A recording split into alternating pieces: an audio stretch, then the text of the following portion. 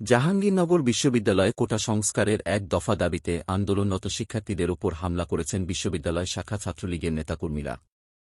সোমবার ১৬ জুলসো দিবাগত রাত ১টা ৫০ মিনিটে এ হামলা হয়। এতে বহিরাগতসহ ছাত্রলীগের ১৫০ শতাধিক নেতাকর্মী অংশ নেন বলে অভিযোগ করেন শিক্ষার্থীরা। এ সময় শিক্ষার্থীরা উপাচার্য ভবনে আশ্রয় নেন। হামলায় ৪ সাংবাদিকসহ শতাধিক শিক্ষার্থী আহত হয়েছেন। আহত সাংবাদিকরা হলেন বণিক বার্তার মেহেদী মামুন, দৈনিক বাংলার আব্দুর রহমান খান সার্জিল, ২১শে টিভি অনলাইনের জোবায়ের আহমেদ ও দৈনিক জনকণ্ঠের ওয়াজহাতুল ইসলাম।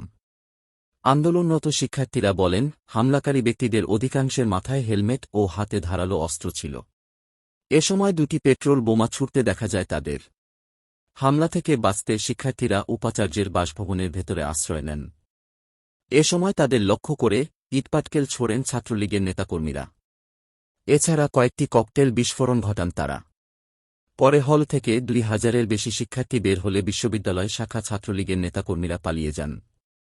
তবে পুলিশ শিক্ষার্থীদের লক্ষ্য করে গুলি ও টিয়ারশেল নিক্ষেপ করে। পুলিশের ছোড়া গুলিতে ৪ জন সাংবাদিকসহ ৬ শিক্ষার্থী গুলিবিদ্ধ হন। শিক্ষার্থীদের অভিযোগ, উপাচার্যের উপস্থিতিতেই ছাত্রলীগ তাদের উপর হামলা চালায় এবং পুলিশ গুলি ছোড়ে। এর আগে সন্ধ্যা ৬:৩০টার দিকে বিশ্ববিদ্যালয়ের কেন্দ্রীয় গ্রন্থাগার থেকে একটি বিক্ষোভ মিছিল বের করেন আন্দোলনরত শিক্ষার্থীরা। মিছিলটি বিশ্ববিদ্যালয়ের বিভিন্ন সড়ক প্রদক্ষিণ করে বঙ্গবন্ধু শেখ মুজিবুর রহমান হলের সামনে আসলে অতর্কিত হামলা করে ছাত্রলীগ। এই ঘটনায় বিশ্ববিদ্যালয়ের শিক্ষক, সাংবাদিক এবং নারী শিক্ষার্থীসহ অর্ধশতাধিক আহত হন।